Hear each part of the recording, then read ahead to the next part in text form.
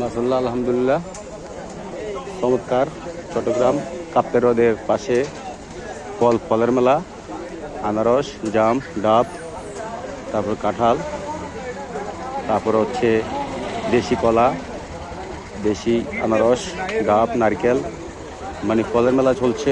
আলহামদুলিল্লাহ, অপূর্ব, মানে কি বলবো, অসাধারণ অসাধারণ লাগতেছে। আমরা আজকে বন্ধুরা মিলে এখানে এসেছি, এখানে ফল খেলাম, আনারস খেলাম, কলা খেলাম, ডাব খেলাম, অপূর্ব। এই যে দেখেন ফলের মেলা চলছে, অসাধারণ লাগছে আজকের পরিবেশটা।